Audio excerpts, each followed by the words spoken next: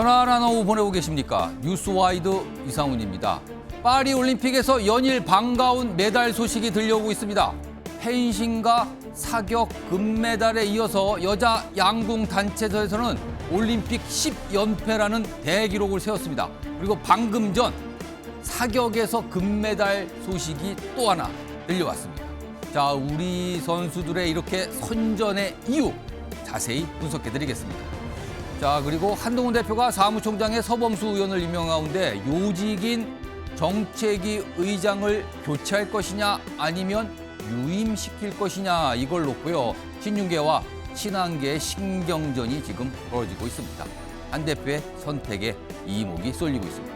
자, 이런 주제들과 함께 저는 1분 뒤에 돌아오겠습니다.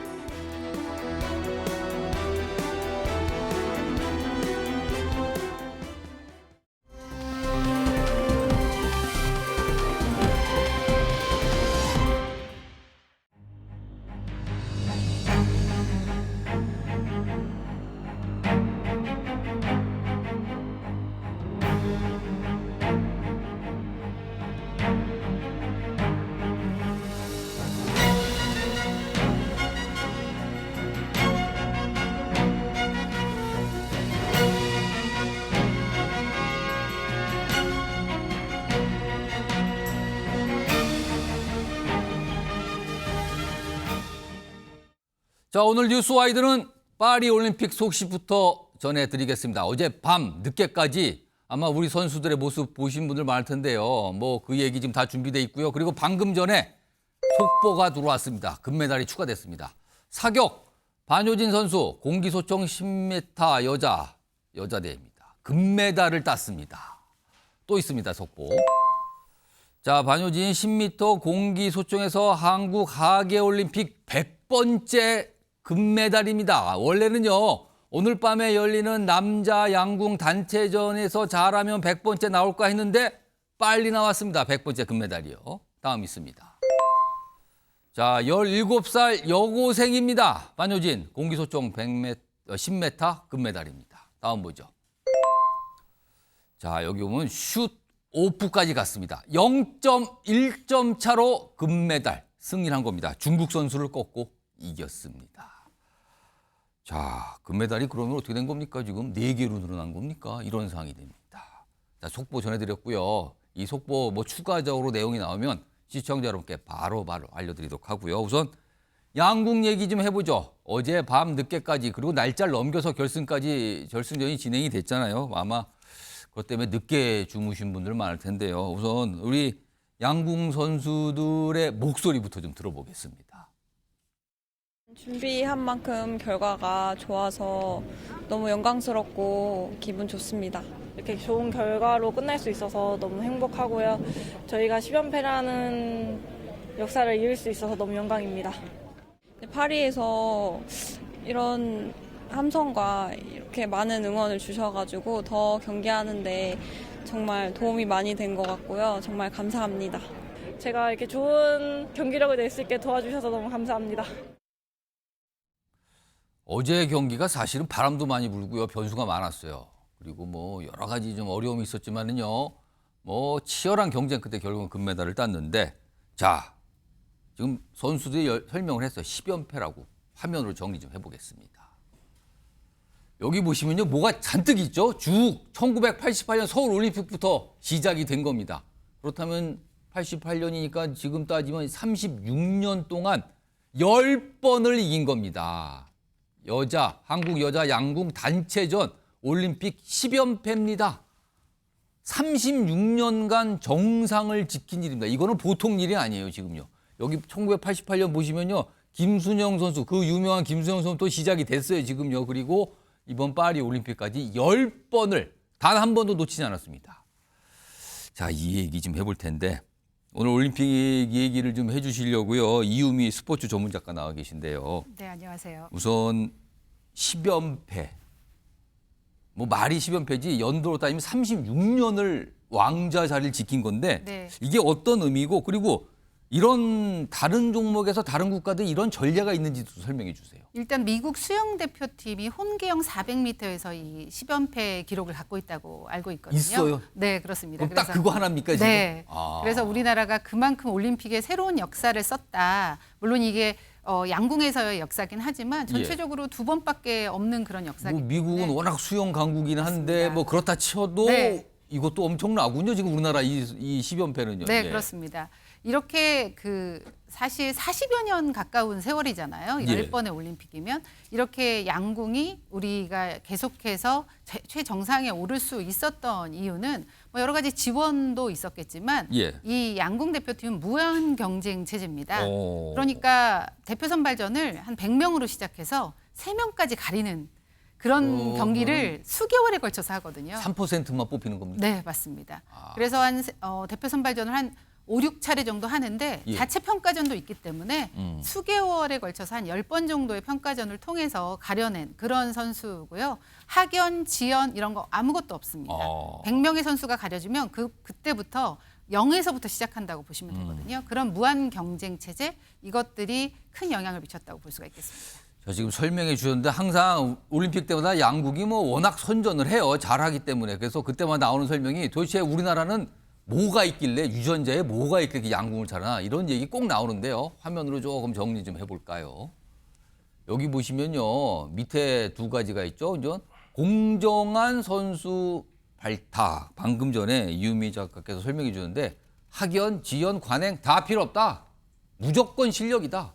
3번의 선발전 그리고 2번의 최종평가다. 그렇다면은 5번의 경쟁을 거쳐서 뽑히는 겁니다. 올림픽 대표는. 그래서 일각에서는 우리나라 양궁 국가대표 뽑히기가 올림픽이나 어떤 국제대회에 나가면서 경쟁하는 것보다 더 어렵다는 얘기가 꼭 나오거든요. 지금 저런 얘기가 나오는데 이 얘기 조금 더 해보죠. 이유미 작가님.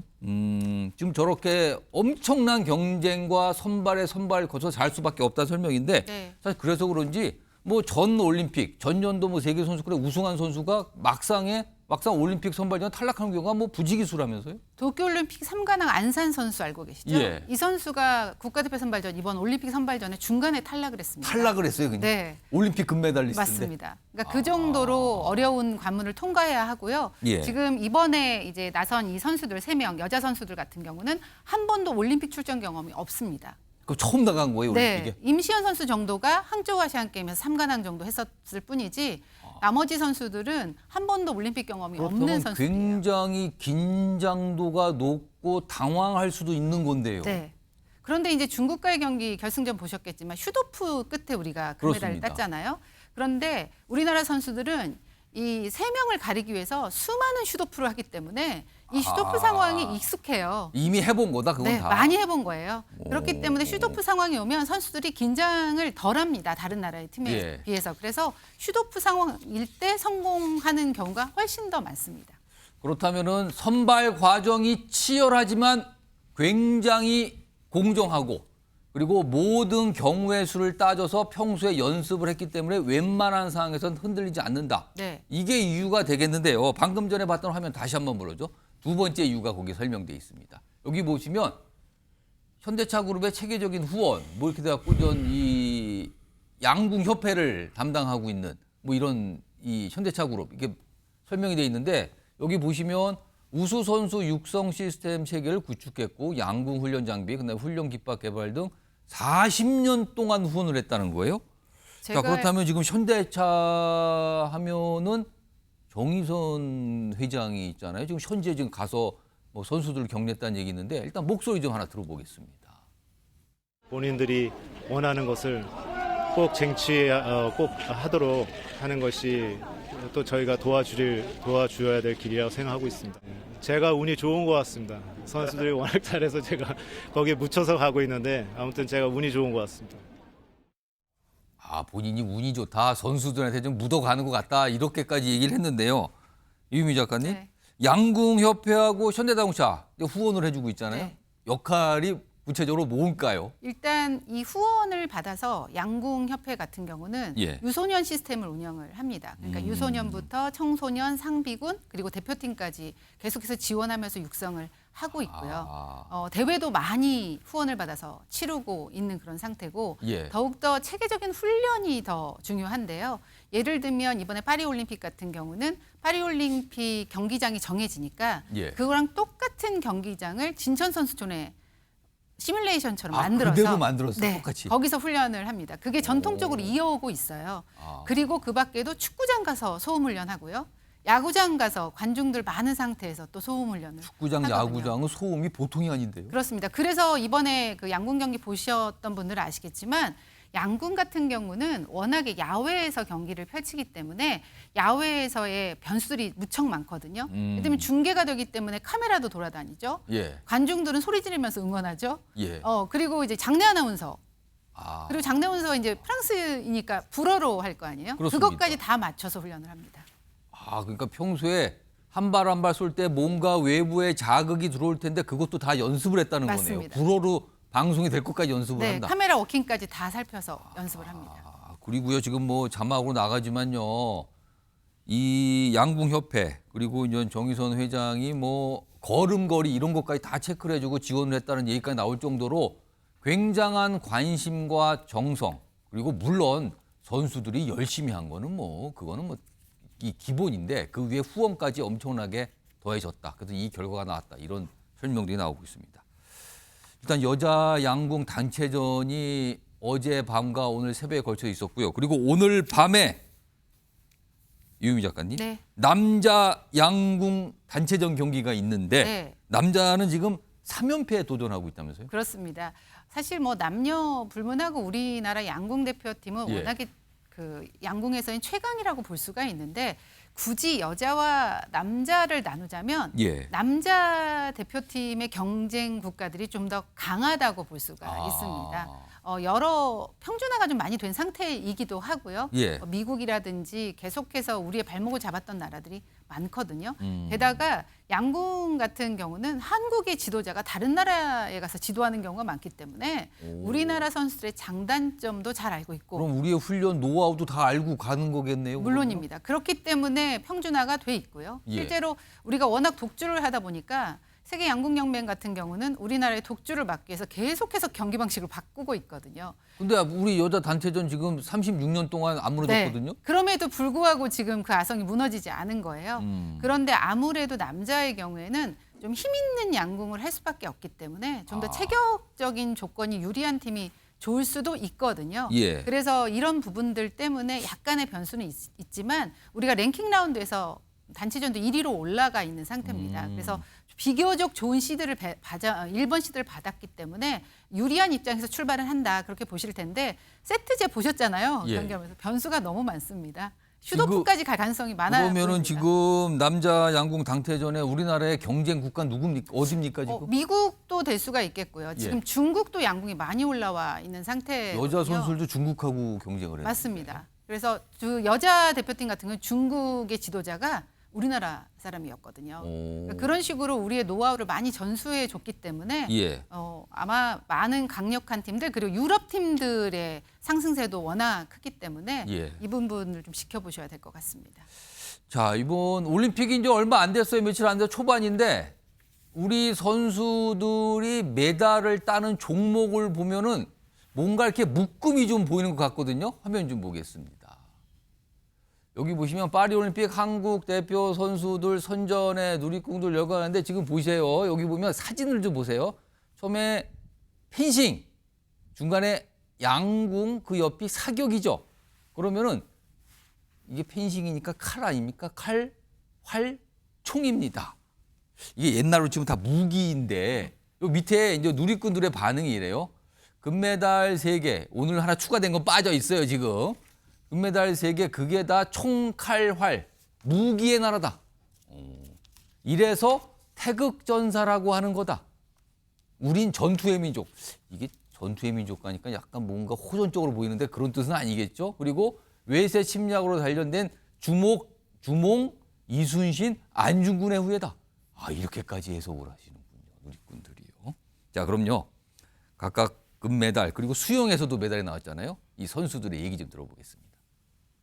누군가는 개인적 금메달을 딸 거라고 생각을 했는데요. 그 중에서 그게 이제 저일 뿐인데 다 형들이 있었고 그리고 동료가 있었기 때문에 제가 이렇게 영광을 누릴 수 있는 것 같습니다. 저희 팀 코리아, 저희 같은 팀 대한민국 선수들에게도 열심히 응원해줘서 너무 감사하다고 전하고 싶습니다. 응원해주시는 국민 여러분 정말 너무너무 감사합니다. 감사합니다. 파이팅! 파이팅! 다음에도 메달 가자! 그 전에 노력했던 것들이 이렇게 결실을 맺어주니까 또 감사했던 분들도 다 생각나고 그래서 조금 많이 감정에 북받쳐서 눈물이 났던 것 같습니다. 라스트 50m에 진짜 사지가 타들어가는 느낌이 났는데 좀 터치패드를 빨리 찍겠다는 생각 하나만으로 수영했던 것 같습니다. 자, 이유미 작가님. 네. 사실 제가 기억하기에 과거에 우리나라 올림픽에서 강했던 종목은 뭐 복싱, 레슬링 뭐 이런 종목들인데 지금 보면 아까 총, 칼, 활 뭐 이렇게 가고 있단 말이에요. 네. 뭐 양궁은 워낙 강했지만 주력 종목이 좀 바뀌고 있는 겁니까? 아니면 이미 바뀌어 버렸습니까? 좀 많이 바뀐 것 같기도 합니다. 일단 어. 격투 종목들이 좀 하향세를 펼치고 있는 그런 분위기고 이제 상승세로 가는 종목들이 기구를 사용하는 종목인데 장비가 좀 많이 들어가는. 과학화되고 예. 그거에 따른 훈련을 우리가 하다 보니까 그런 부분에서 좀 우리나라의 일명 효자 종목이라고 예. 하죠. 효자 종목의 흐름이 좀 바뀌고 있는 것 같기는 합니다.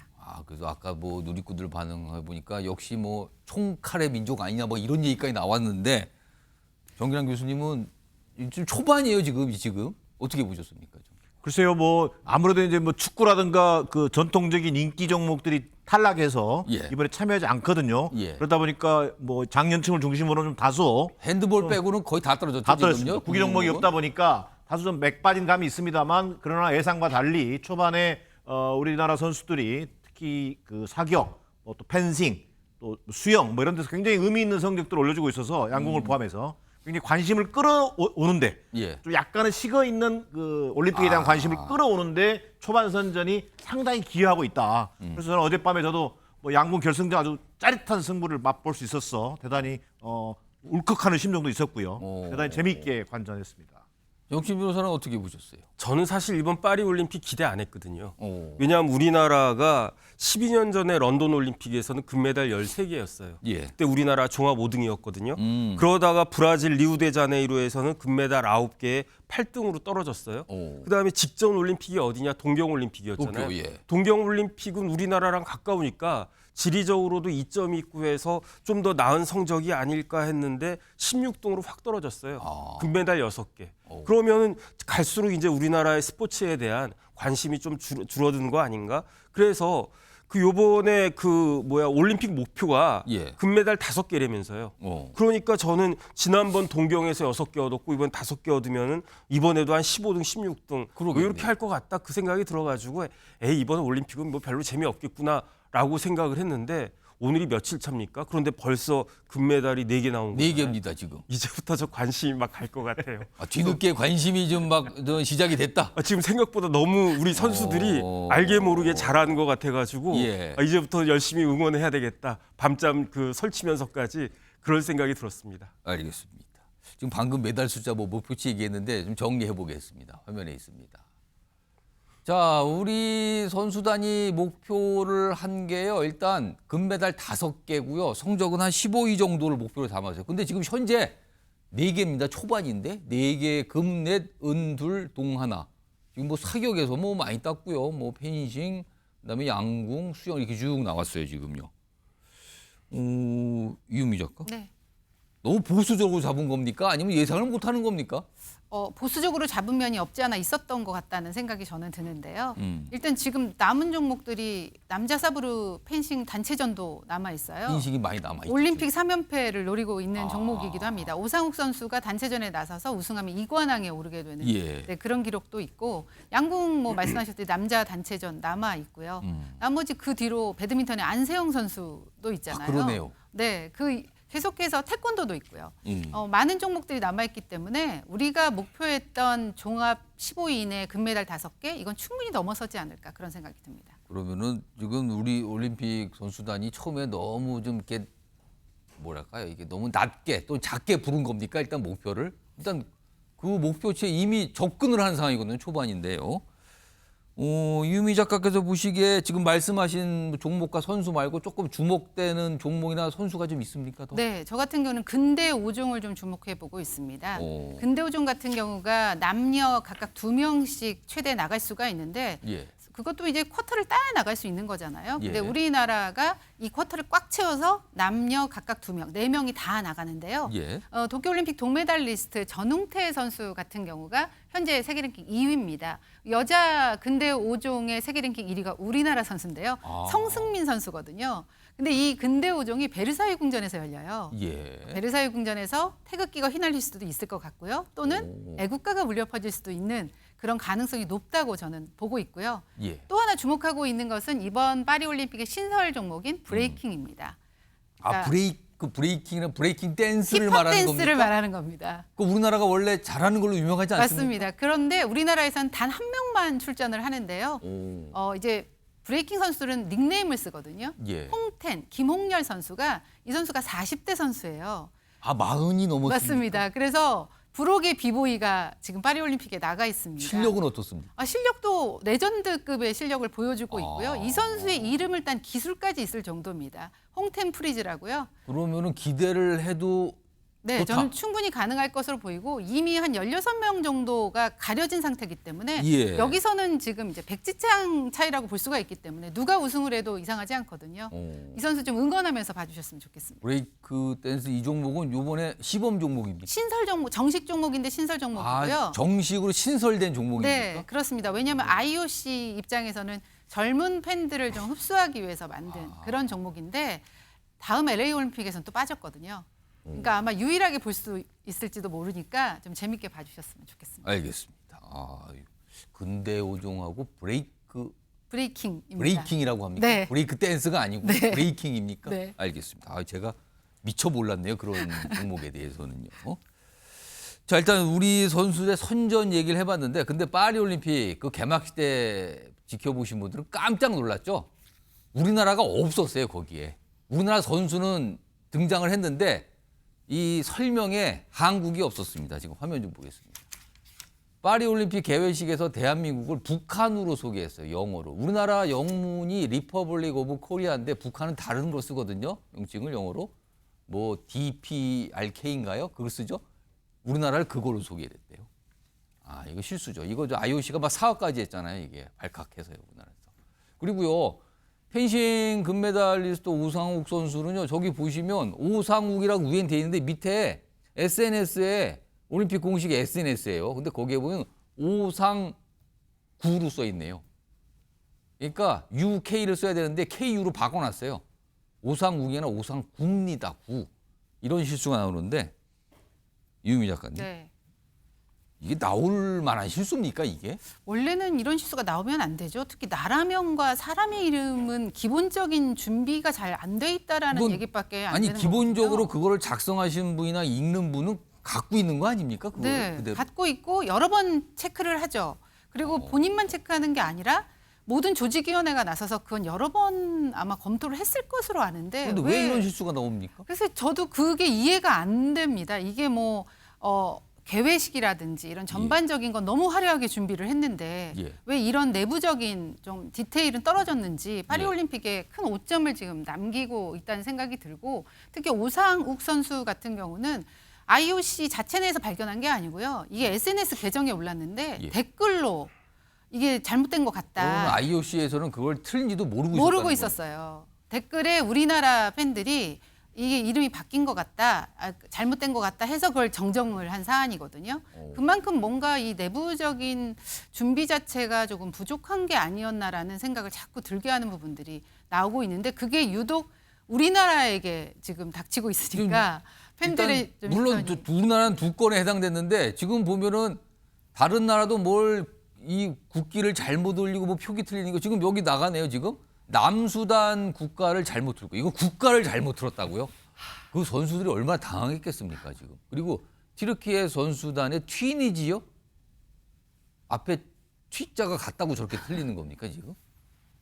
이건 약간 디테일의 문제가 좀 있네요. 네, 지금요. 있다는 생각이 듭니다. 뭔가 보여주는 것에만 너무 신경 쓴 파리올림픽이 아닌가라는 생각을 들 수밖에 없는 대목들이 계속해서 나오고 있습니다. 사실 뒷말 나오는 게 지금 에어컨 설치가 안 된 버스를 운영한다. 뭐 선수다. 그러니까 지금 파리의 기온이 뭐 30도까지 오르지 않기 때문에 그렇게 덥지는 않다 그래요. 그래서 뭐 선수촌 자체에 에어컨 설치는 안 했다라는 것은 뭐 그냥 이해될 수 있다. 그리고 친환경을 뭐 모토로 하니까 이해될 수 있다는데 선수들이 빽빽하게 타는 그 버스, 셔틀 버스에도 에어컨이 없어 선수들이 막 너무 더워서 뭐 따로 이 차편을 마련해서 가는 나라도 많이 있다 그러는데 이건 또 개선돼야 되는 거 아닙니까, 이거는? 그래서 원래는 이제 선수촌에도 뭐 개별적으로 에어컨, 이동형 에어컨 같은 거겠죠. 그걸 예. 개별적으로 구입해서 쓸 수 있게 하겠다라는 방침을 내놓긴 했는데 현지 소식을 들어보니까 일단 선수들을 이동시키는 버스에 에어컨이 없는 데다가 에어컨을 안 트는 데다가 그 테러의 위험 때문에 창문까지 못 열게 한다고 해요. 그러면은 그 안이 어떻게 되는 겁니까? 네, 그러니까 선수들이 너무 힘들어하면서 나중에는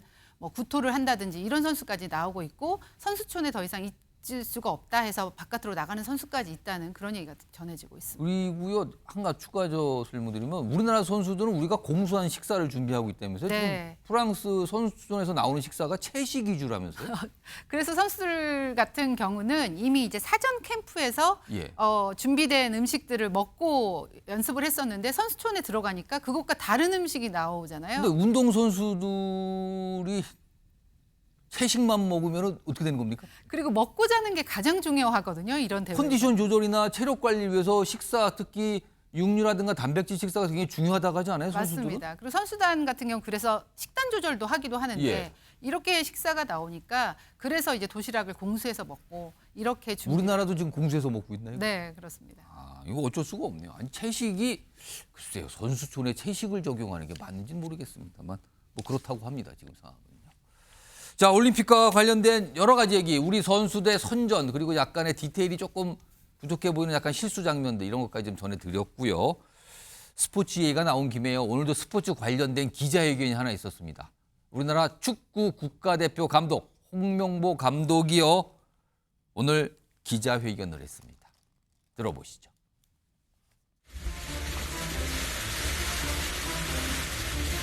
개인적인 욕심이 아닌 한국 축구 발전을 위해 제가 할 수 있는 역할을 다해보자는 결심을 하게 되었습니다.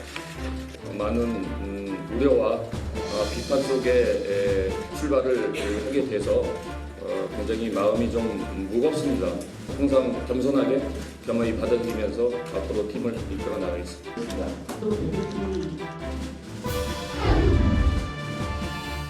자, 90도 사과한 홍명보 감독 오늘 목표를 제시했습니다. 월드컵 16강 이상 가겠다라는 목표를 제시했습니다. 오늘 홍 감독의 기자회견이 주목받는 이유는요. 선임 때부터 논란이 시작됐죠. 도대체 무슨 과정을 통해서 어떻게 임명이 된 것이냐. 그 임명 과정이 적합한 과정 걸친 거 맞느냐. 비판이 쏟아졌습니다. 그리고 여러 논란이 시작됐죠. 오늘 그 끝에 오늘 기자회견을 가진 건데요. 저런 얘기를 했군요. 오늘 홍명보 감독의 기자회견 주요 내용을 좀 정리해 보겠습니다. 본인이 감독에 선임된 것에 대해서 설명을 하는데 개인적인 욕심이 아닌 한국 축구 발전을 위해 결심했다. 왜냐하면 지금 프로팀을 맡고 있는데 그거를 접고 국가대표 감독이 된 거란 말이에요. 그 자체에 대한 논란도 있고요. 그리고 선임 과정에서 어떤 절차가 다 지켜진 거 맞냐라는 의혹도 여전하단 말이에요.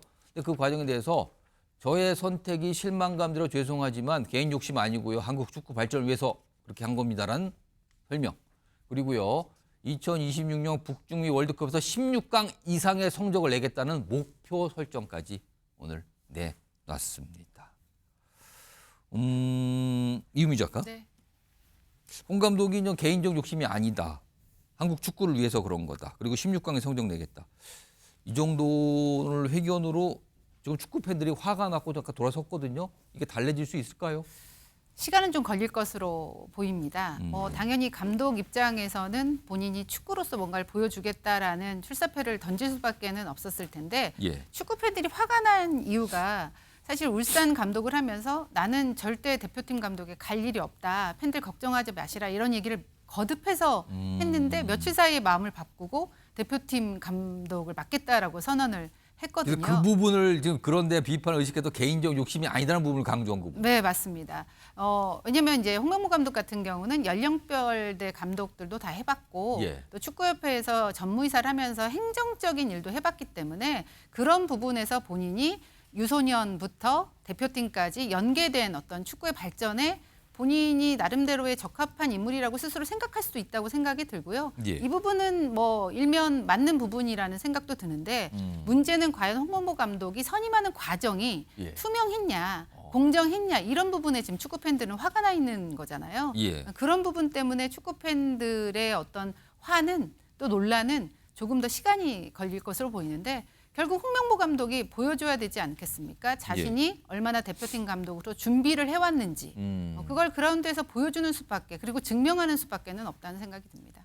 정기환 교수님, 홍명보 감독이 이미 월드컵 감독을 한번 하지 않았습니까? 뭐 그렇게 알고 있습니다. 그전에도 감독을 했었죠. 예. 그리고 근데 지금 오늘 근데 일단 여론은 지금 여전히 안 좋거든요. 그래서 이제 여론이라는 게 하루아침에 만들어진 게 아니라 그동안 쭉 진행돼 왔던 거거든요. 이게 사실은 클린스만 감독 때부터 막 들끓기 시작하게 쭉 이어지고 있는 거예요. 그렇습니다. 그리고 또 하나는 이게 홍명보 감독이 그동안 K리그 발전과 뭐 지금 소속팀 감독을 절대 그만둔 일은 없을 것이다라고 하는 그런 얘기를 말을 번복했다는 것이 중요한 것이 아니라 축구 팬들이 볼 때는 이 모든 사달 그러니까 이 축구 대표팀의 감독 선임 과정의 투명성과 공정성의 어떤 보면 주범이라 그럴까? 여기에는 축구협회 정몽규 회장에 대한 정확한 책임, 질타 이런 것들이 담겨져 있거든요. 그런데 홍명보 감독은 그 실력 유무를 떠나서 예. 지금 정몽규 축구협회 체제의 핵심 인사거든요.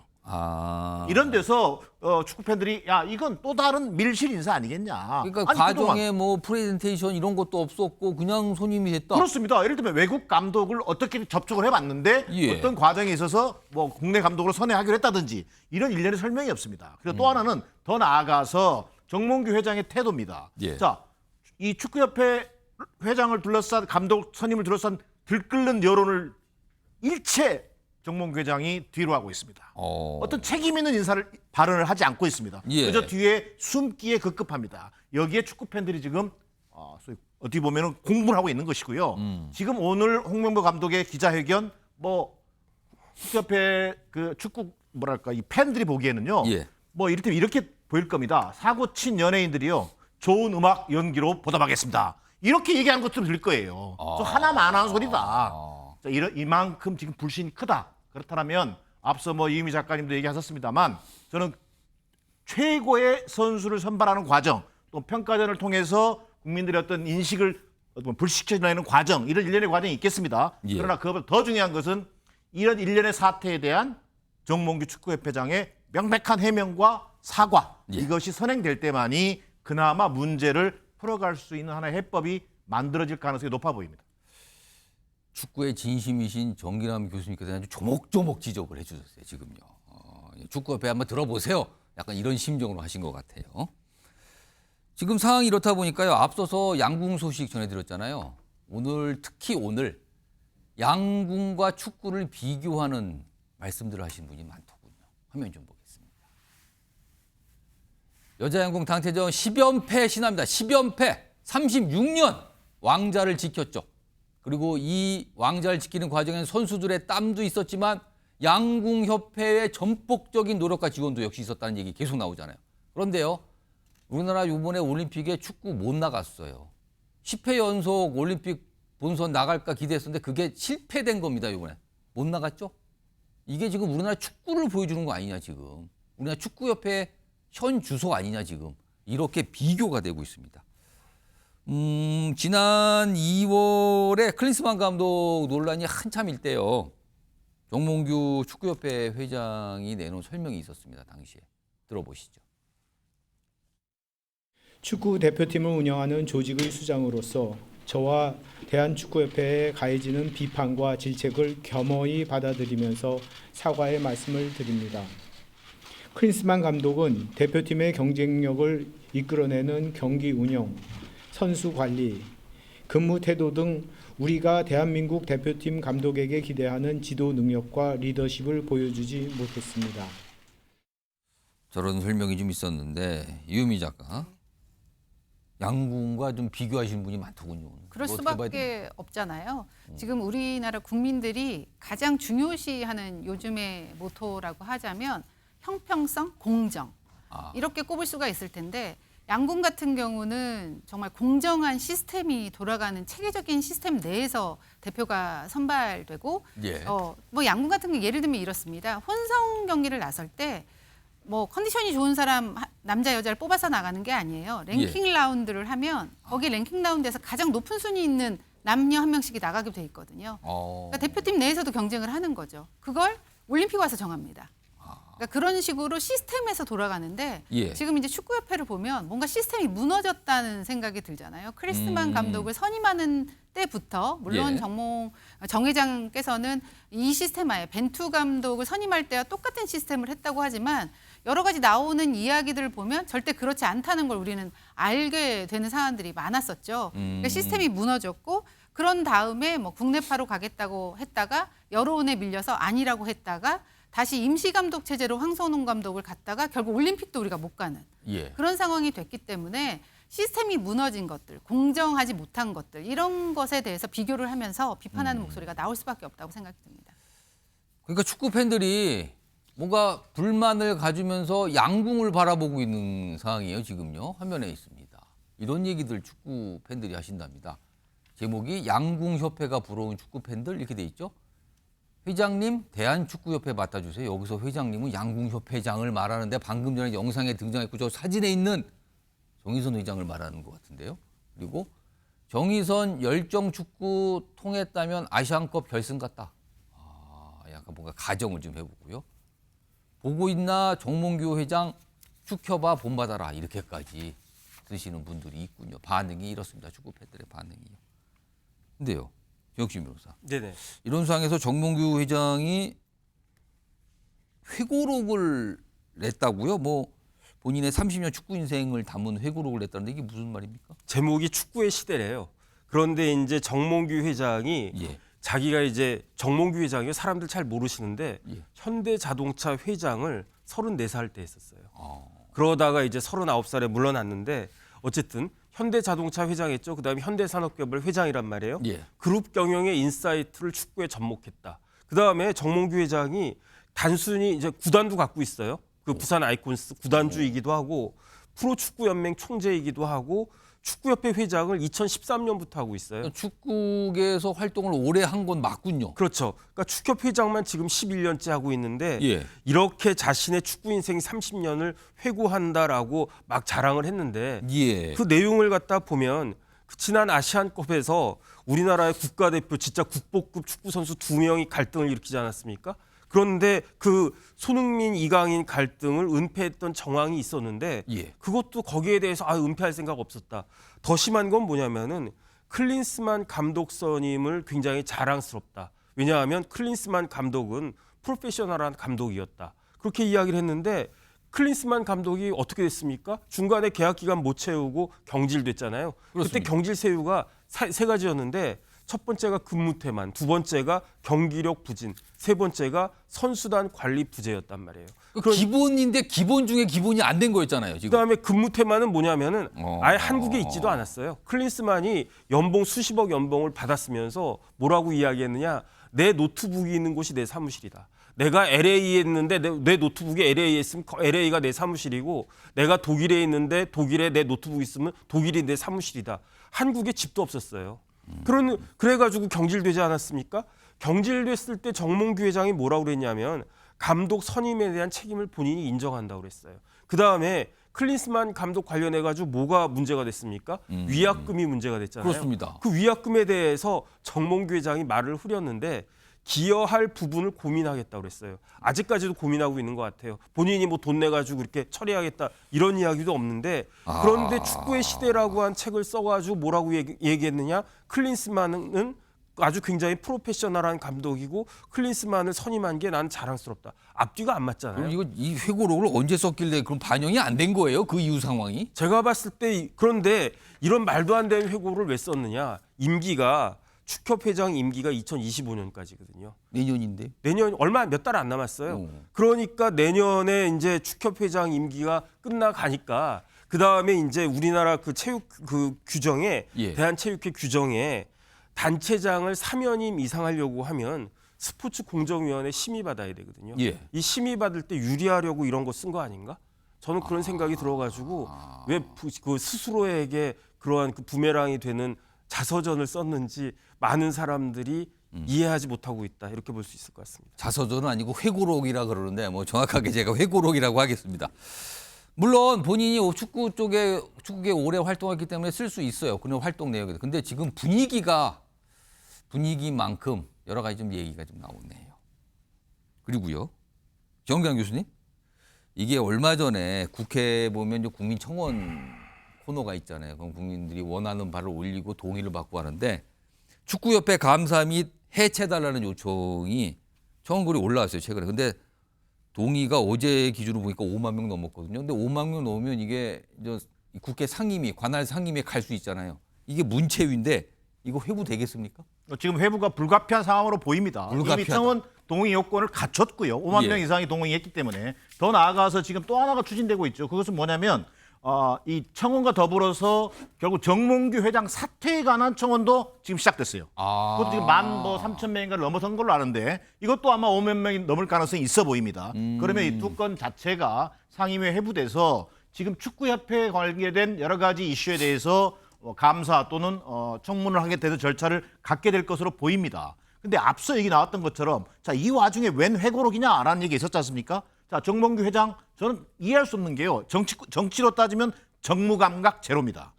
지금 축구 팬들의 어떤 그 비판적 여론이 들끓고 있는 상황에서 그저 책을 발행한 거란 말이에요. 이건 오히려 매맞는 격이다. 내놓고. 자, 그런데 왜 냈냐? 저는 두 가지로 보여집니다. 다음 축구협회장 4연임에 관심이 많다. 오로지 자기중심적 사고밖에 못한다는 거예요.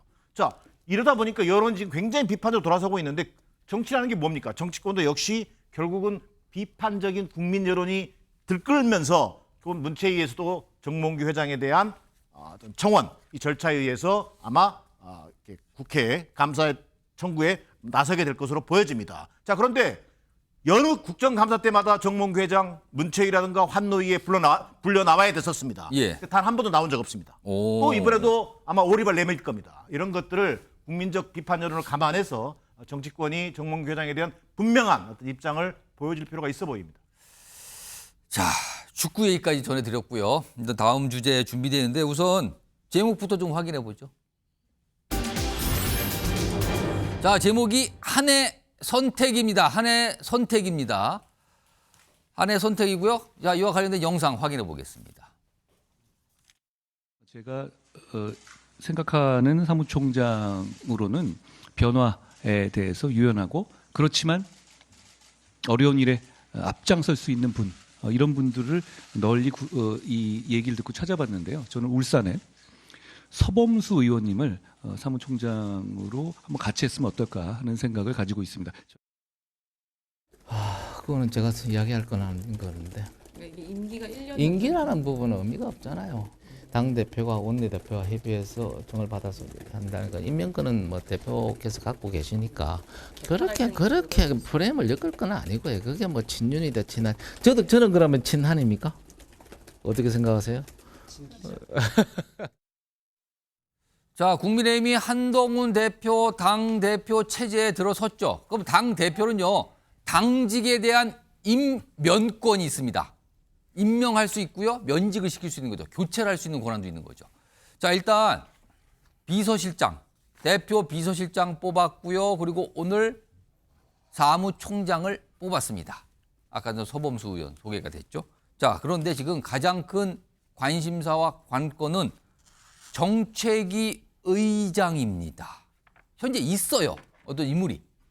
과연 교체할 것이냐, 유임시킬 것이냐. 이게 지금 국민의힘 내에 이슈로 지금 떠올랐는데요. 이와 관련해서 한동훈 대표 측에서 내놓은 설명이 있습니다. 들어보시죠. 100번 양보해서 만약에 관행대로 사의를 표한 후에 새로운 당대표가 유임을 하는 경우는 전 가능할 거라고 봅니다. 그런데 세술은 세부대에 담으라고 했는데 그동안 관행에 대해서 반하고 그런 것들은 좀 정점식 의원께서도 좀 재고해야 할 부분이 아닐까 생각합니다. 그러니까 한동훈 대표 측에서는 이번에 정책위 의장을 좀 바꾸는 게 좋을 것 같은데요. 새술은 새부대 이 얘기 꺼냈죠. 그러면서 정점식 의원 얘기를 꺼냈습니다. 지금 현 국민의힘의 정책위 의장, 정책을 총괄하는 자리이고 당정협의 때 큰 역할을 하는 자리죠. 정책을 논하는 아주 중요한 중책인데 그럼 현 정책위장 누군지 좀 보겠습니다. 정점식 의원이 정책위장을 맡고 있어요. 이게 한 2달 정도밖에 안 됐죠. 비대위치에 들어서면서 임명이 된 건데 이게 서울대 법대죠. 써 있죠. 윤석열 대통령의 서울대 법대 후배예요. 그리고 사법연수원 20기인데 윤석열 대통령하고 비슷하게 이렇게 갔고요. 그리고 뭐 검사 인관은 같이 했다는 얘기도 나오잖아요. 비슷한 시기에. 그리고 대구지검 초임검사 인관, 그리고 윤석열 대통령과 인관 동기다. 가깝다. 그리고 뭐 굉장히 좀 그동안 많은 관계가 좀 있었고 뭐 굉장히 윤석열 대통령이 신뢰하는 대표적인 인물이다. 이렇게 소개가 되고 있어요. 간단히 말씀드리면 친윤 인사다라는 평가를 받고 있는 겁니다. 자, 그런데 아까 한동훈 대표 측에서는 좀 교체해야 될 것 같은데요. 그리고 좀 바꿨으면 좋겠는데 이런 취지잖아요. 근데 이와는 또 다른 시각도 좀 있어요. 들어보겠습니다. 대표가 정책위 의장을 바꾸겠다고 판단을 하고 바꾸려고 하고 임기 1년 규정이 있는 정책위 의장이 물러서지 않을 경우에는 굉장한 문제가 될 것 같아요. 근데 이게 실제로 저는 솔직히 말씀드려서 바꿀 수 있는지 없는지에 대한 자신이 없어요. 이 상임정국위원회의 당헌 해석을 받아보는 게 어떨까 저는 뭐 그런 생각이에요. 자, 지금 상황이 굉장히 묘한 게 지금 김재원 최고위원이 바꿀 수 있는지 없는지 저는 자신이 없다. 얘기를 못 하겠다. 근데 당대표는 임명권을 갖고 있는 상황이고. 김철원 경일대 특임 교수 나와 계신데요. 보통 정당에서 새 지도부가 들어서면 이전 지도부 때 맡았던 당직을 맡았던 분들은 보통 대부분 물러나잖아요. 보통 이제 신임 여부를 묻고 물러나죠. 신임을 묻거나 뭐 일단 사표 내고. 이게 관행 아니었습니까? 근데 이번엔 다른 겁니까? 당연한 관행이고요. 이게 법적으로도 당연한 게 당은 당규상에 보면 당대표가 임명권을 가지거든요. 단지 이제 원내대표하고 협의를 해야 되고 의원총회에서 추인을 해야 되는 형식은 있습니다. 하지만 당대표가 임명권을 가지고 있는 게 맞고요. 지금 정점식 정책위 의장 같은 경우에는 바로 직전에 임시 비대위, 그러니까 임시 대표였던 황우여 비대위원장이 임명을 한 부분이거든요. 아, 비대위 때 임명된 정책위 의장. 그러니까 실질적으로 볼 땐 당원에게 선출된 당대표가 아니었던 그냥 비대위 체제의 비대위원장이 했기 때문에 사실은 그 정점식 의장이 지금 1년이라고 한 임기를 주장하는 거는 굉장히 무리수가 있어 보이고요. 지금 일각에서는 특히 이제 친윤이나 꼽힌 의원들은 아니 1년 임기가 보장됐고 이제 2달 갓 지났는데 왜 바꿔야 됩니까? 이런 얘기 나오더군요. 그러니까 지금 정점식 의장이 지금 뭐 친윤계도 그렇지만 저거는 굉장히 좀 어거지에 불과하고요. 사실은 전당대회 하기 전에도 보면 한동훈 대세론 뭐 어대한이라는 얘기가 있었잖아요. 그렇기 때문에 저는 그때 사무총장하고 정책위 의장을 약간 알박기 한 그런 것들이 있는 것 같거든요. 알박기요? 알박기 한 거죠, 이렇게. 알을 박아나왔기 때문에 지금 뽑지 못하는 건데 사실은 저런 식으로 하게 되면 논리가 얼마나 빈약하면요.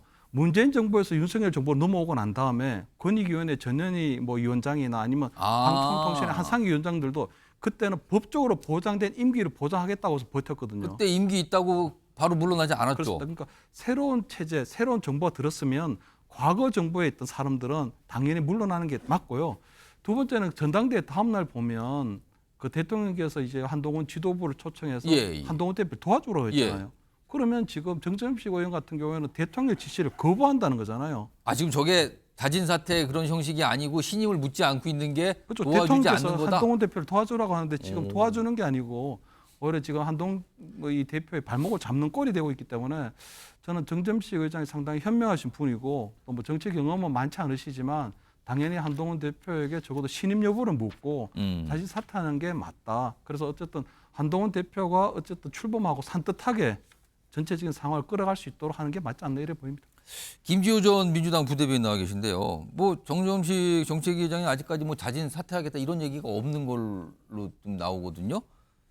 아직까지 그런 얘기가 없는 이유는 뭐라고 보십니까? 정책위 의장을 계속 하겠다는 그런 의지로 보이고요. 사실 좀 이런 일이 처음 있는 일이라 저희도 많이 좀 의아합니다. 물론 이제 당대표가 당을 뭐 장악한 상황이라면 완벽하게 장악했다면 뭐 신임 정책의장도 새로 뽑고 뭐 이렇게 하면 되는데 사실 지금 이렇게 어느 정도 당내 갈등이 있는 상황이잖아요. 예. 그러면 사실 뭐 탕평책으로 정정식 의장을 유임한다든지 이럴 수 있는데 예. 오히려 정정식 의장이 유임을 시켜줄래도 뭔가 명분이 있어야 되는데 나는 그냥 내 임기 1년 다 지키겠다. 이러면 사실 신임 당대표의 면을 깎고 권위를 떨어뜨리는 행위를 하고 있거든요. 그럼 어떻게 당대표가 유임을 할 수 있겠습니까? 정치를 좀 세련되고 그리고 당내에서 뭔가 좀 물밑 협상을 해서 탕평책을 이루면 되는데 뭔가 그러지 않고 자꾸 신임 당대표를 인정하지 않는 그런 모습을 외부에 자꾸 보여주는 게 어떤 의도인지 참 의아합니다. 그 정광재 대변인 말씀처럼 예. 제가 볼 때는 일단 사임을 하고 그리고 유임을 받는 게 맞는 것 같습니다. 지금 이 정책위 의장 자리가 물론 이제 정책을 담당하는 여당의 정책을 총괄하고 담당하는 중요한 자리라는 의미가 있고요. 근데 거기에 정정식 의장은 친윤 인사로 꼽히는 분이라는 거예요. 이런 의미가 좀 있잖아요. 지금 설명이 다 패널분들 하셨는데 근데요. 이 자리가 또 다른 의미를 갖는 게 있습니다. 화면을 보겠습니다. 지금 최고위원회의 멤버거든요. 정책위 의장은요. 그럼 이제 어떻게 되냐면 지금 이게 숫자가 나오는 건데 여기 보시면 한동훈 대표가 가운데 있죠. 그리고 한동훈 대표와 가까운 분들 이른바 친한계 지도부가 누가 있냐면요. 장동혁 최고위원, 진종호 청년 최고위원은 친한계 인사입니다. 누가 봐도 러닝메이트 격으로 출마해서 당선됐거든요. 그럼 3명이잖아요. 이렇게. 그리고 지명직 최고위원은 당대표가 누굴 정할 수 있어요. 여기는 분명히 본인과 생각이 비슷한 사람을 정할 거라고 그래요. 그러면은 이른바 친한 또는 한동훈 대표까지 포함하면 4명이 됩니다. 그럼 나머지 다른 분, 총 멤버가 9명인데 4명이 빠졌죠. 그럼 5자리가 남는 건데 5자리는요. 이번에 당선된 김재원 최고위원, 이인영 최고위원, 김민전 최고위원, 그리고 추경호 원내대표, 정점식 정책위 의장까지입니다. 5이죠. 그럼 지금 상태로 하면 4대 5가 되는 겁니다. 근데 만약에 정점식 의원이 교체가 돼서 한동훈 대표와 생각을 같이 하는 또는 친한계 인사라고 되면은 한동훈 대표와 가까운 인물이 5 그리고 친윤 인사가 4이 되는 겁니다. 4대 5가 5대 4로 바뀌게 되는 그 상황이거든요. 그래서 지금 정책위장 자리를 놓고 이렇게 굉장한 신경전이 벌어지고 있는 거거든요. 정신 변호사. 네네. 한동훈 대표가 결국에는 정책위 의장을 교체시킬 수 있다고 보십니까? 아니면 어렵다고 보십니까? 저는 없다고 보여지는데요. 어렵다? 네네. 왜냐하면 당헌 68조 사항에 임기가 1년이라고 못 박혀 있어요. 그거 뭘 생각하면 쉽냐면은 문재인 대통령 때 검찰총장이 누구였습니까? 윤석열 검찰총장이었잖아요. 네. 윤석열 검찰총장이 그 당시 문재인 대통령한테는 눈에 가시 같은 그런 존재였을 텐데 그 대통령한테 임명권이 있어요. 예. 그 검찰총장 누가 임명합니까? 그 대통령이 임명한다고. 예. 그런데 그 일반적인 규정으로는 임명권이 대통령한테 공무원에 대한 일반적인 임명권이 있다라고 되어 있는데 자르지 못했어요. 왜 그러느냐? 검찰총장의 임기는 2년이라고 검찰청 법에 나와 있으니까. 그러니까 국민의힘 당원의 임기 1년이라고 되어 있는데 그 정점식 의원이 나 안 나가겠다 이렇게 뻗팅기면 교체할 수 있는 본인이 방법이 스스로 사퇴하지 않는 한 바꿀 방법이 없다. 저는 없다라고 생각을 갖다가 해요. 규정상으로는.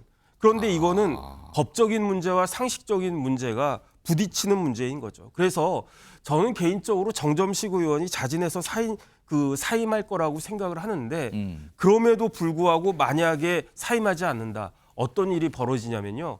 만약에 한동훈 대표하고 뜻이 맞지 않을 때 최고위원회 회의에서 뜻이 맞지 않을 때 그렇습니다. 이럴 때는 어떻게 되느냐. 그것이 정점식 의원의 개인적인 소신일 수도 있고요.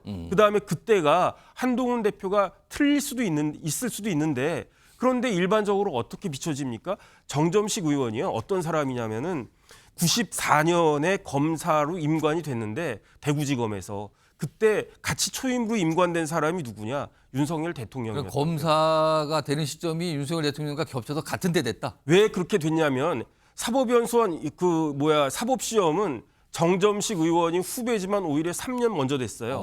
그런데 정점식 의원은 군대 갔다 왔다고요. 그래서 군법무관 갔다 와가지고 3년 차이가 나지만 동시에 대구지검에서 같이 이제 검사를 시작했기 때문에 두 분이 굉장히 가까워요. 그래가지고 최근에 정점식 의원한테 굉장히 뭐랄까 어려운 일이 있었지 않습니까? 그 사모님이 돌아가셨는데 예. 그때 대통령이 직접 문상 갈 정도로 그렇습니다. 문상 조문을 했다고. 조문할 정도로 그렇게 가까운 사이란 말이에요. 그러니까 만약에 정점식 의원이 한동훈 대표의 어떤 반기를 드는 듯한 그런 모습을 보인다라고 하면 그거는 다 대통령한테 누가 되는 또 거고요. 해석이 또 그렇게 되겠네요. 그렇게 될 수밖에 없지 않습니까? 그다음에 본인도 정점식 의원 괜찮은 사람인 줄 알았는데 굉장히 상식적이지가 않네. 이런 평을 갖다가 들을 거기 때문에 예. 저는 개인적으로는 정점식 의원이 뭐 규정에도 불구하고 그냥 물러나지 않을까 저는 그렇게 예측하고 있습니다.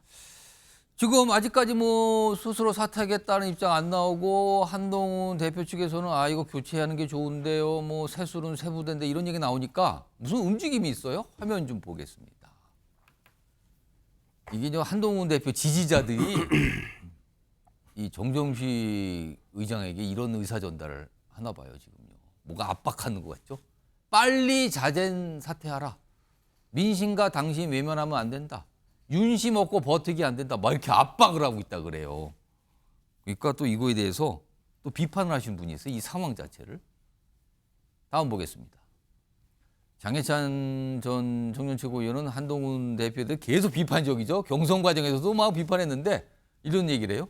한동훈 대표의 강성 팬덤 한 딸이요? 여기서 이게 약간 표현을 바꾸면 민주당의 강성 팬덤 개딸들인데 여기는 한동훈 대표 강성 팬덤 한 딸이라고 규정을 했어. 한 딸. 한 딸들이 정점식 의원 SNS에 익명으로 악플 테러를 하고 있다. 우리가 그토록 비판해온 개딸과 차이점이 뭐냐라고 비판합니다. 관련된 목소리도 있습니다. 들어보시죠. 그렇죠. 아무래도 이른바 요즘 뭐 한 딸이라는 말이 유행하던데 위드훈이 뭐 이런 클럽이 있지 않습니까? 근데 그런 분들이 보여주는 행태는 지금까지 우리 보수파나 또는 우리 당 지지자들이 보여주는 여러 가지 모습과는 좀 다르니까 자꾸 그런 이야기가 나오는 것 같아요. 정기랑 교수님. 한동훈 대표 지지자들도 논란이 되고 있는데 이 민주당의 이 강성 지지층과 비교하면 어떻습니까?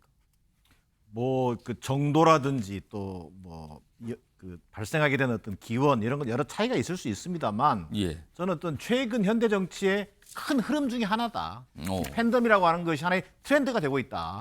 지금 미국의 트럼프를 보든 해리스를 보든 미국 공화당, 민주당의 어떤 그 양극화 정치라든가 또 거기에 편승하는 이 팬덤들. 근데 우리나라도 마찬가지지 않습니까? 지금 민주당의 뭐 개딸이라고 하는데 이게 사실은 개혁의 딸들이잖아요.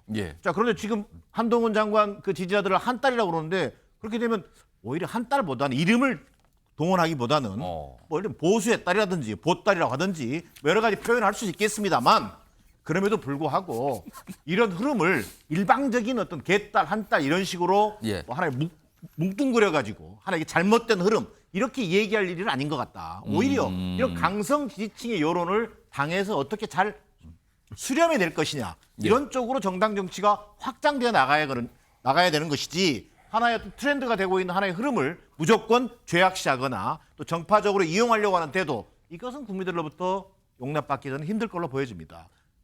자, 정혁진 변호사하고 김지호 부대변인이 민주당 계시니까 지금 갑자기 개딸과 한 딸을 비교하는 상황이 돼버렸어요. 정혁진 변호사는 어떻게 비교하면 어떻습니까? 글쎄요, 이게 비교 대상이 되나 하는 그런 생각은 들고요. 일단은 그 강도나 이런 면에 있어서는 개딸이 아직은 훨씬 더 강하지 않을까 그런 생각이 들고요. 그다음에 한동훈을 지지하는 사람들은 굉장히 그럼에도 불구하고 훨씬 더 광범위하지 않나. 그 보수층뿐만 아니라 중도층에 있어서도 그 한동훈을 지지하는 뭐 위두훈이부터 해가지고 뭐 한 딸까지는 아니더라도 그 잠정적으로 지지하는 사람들은 더 넓은 것이 아닌가. 저는 그런 생각이 듭니다. 김주호 전 부대변인은 비교하면 어떻게 좀 보실까요? 글쎄요, 뭐 개딸, 한딸 이렇게 말씀들 하시는데요. 실제로 댓글 다시는 분들 뭐 SNS 계정 가보면은 남성분들도 많고 주로 그 정당 활동을 열심히 하시는 50대, 60대 분들이 굉장히 압도적입니다. 이것은 서로 상대방 지지층에 대해서 공격하기 위한 수단으로 뭐 강성당원, 열성당원 이렇게 비하해서 프레임화하는 것이지 실제 데이터화를 해서 파악해 보면 그 젊은 여성층이 굉장히 적거든요. 예. 그래서 뭐 저는 바람직한 상황은 아니라고 보고요. 특히 그 장해찬 전 최고위원. 전 최고위원 같은 경우는 국민의힘 당원도 아니고 해당 행위자인데 왜 남의 당 일에 저렇게 관여하는지 이해할 수가 없습니다. 뭐 경선 때부터 뭐 한동훈 대표에 대해서 뭐 엄청나게 비판을 했거든요. 이게 지금 쭉 이어지고 있는 상황 같아요. 자, 지금 국민의힘 한동훈 대표가 들어섰는데 당직 임명을 하는 문제를 놓고 지금 뭔가 아직 결정이 안 나온 부분이 있어요. 그리고 계속 뭔가 신경전이 지금 진행 중이란 얘기입니다. 지금요.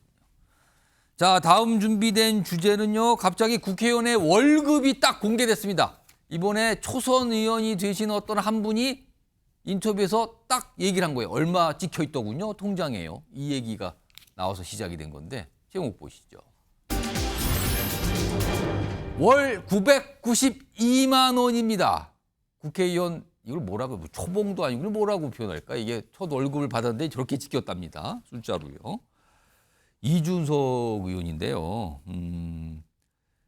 MBN의 한 프로그램에 나와서 본인 월급 관련된 얘기 좀 합니다. 그리고 이후에 또 다른 인터뷰에서 추가적인 설명을 좀 내놨어요. 들어보시죠. 토니 얼마나 받아요? 월급? 이걸 딱 초딩들 질문인데.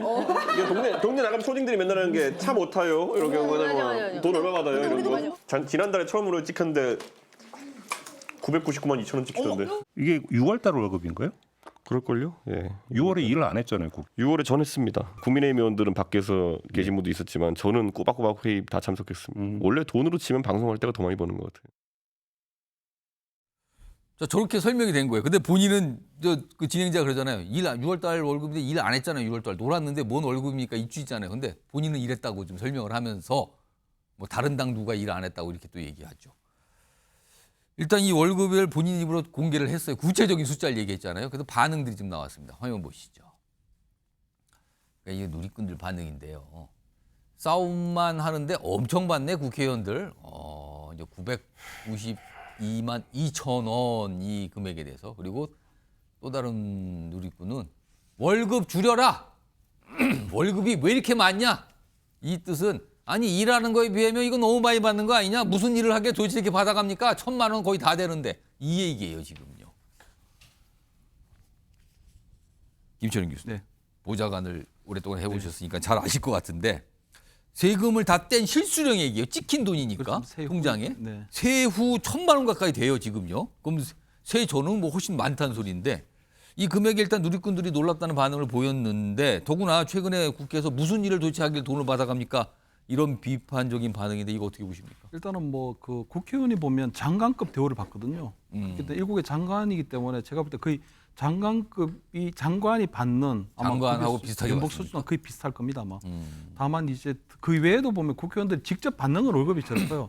사무실 운영과 관련해서 국회의원이 타고 다니는 차량의 어떤 주비도 따로 받거든요. 기름값도 따로 받고. 매달 나옵니까? 그렇습니다. 딱 매달 나오고. 얼마나 나옵니까? 그거는 아마 전체적인 금액을 통으로 주기 때문에 그래서 사무실에 운영된 여러 가지 식대라든가 섞어서 다 줍니까? 주유비 이런 모든 걸 주기 때문에 사실상 저 992만 원은 온전히 자기가 다 쓸 수 있는 그런 돈이죠. 그 돈이고 아까 말한 뭐 기름값 등등 운영비 별도로 나가는 거고. 별도로 또 이제 국회의원의 품위 유지를 위해서 그렇게 되는 부분이 있고요. 또 하나가 보면 어차피 후원회를 또 구성을 해서 1년에 1억 5천까지는 또 모을 수가 있거든요. 그렇습니다. 그렇기 때문에 올해 선거가 있었기 때문에 총 3억 원까지는 별도 선거가 있으면 3억까지 가는 그렇습니다. 거죠. 3억 원까지. 그러니까 지금 이준석 의원이 밝힌 992만 원은 사실은 국민들께서 놀라시는 게 어쨌든 지금 국회의원들이 제대로 밥값도 못 하면서 너무 많지 않느냐 그러는데 어떻게 보면 장관급의 대우를 받는 국회의원이 거기에 맞도록 일을 하는 그런 부분들이 중요한 거지 너무 많이 준다 이런 것들은 좀 다르고 저는 이 992만 원을 받은 것 중에 좀 궁금한 건 이준석 의원이 있었다면 저게 첫 월급이거든요. 처음 받은 이준석 의원이 제대로 된 월급. 그러니까 부모님께 저는 무엇을 해줬나 싶어요. 왜냐하면 지난 총선 때 월급 보면 받았으니까 부모님한테 뭘 해줬냐고요 저 돈으로? 지난 총선 때 보면 어머니께서 나와서 그 눈물의 유세를 하는 바람에 본인의 득표에 큰 도움이 됐거든요. 근데 나중에 보면 본인이 잘나서 또 국회의원 됐다고 하는데 이번에 저 첫 월급을 받아서 부모님께는 무엇을 좀 선물해 드렸는가? 그건 그냥 제 개인적인 궁금증입니다.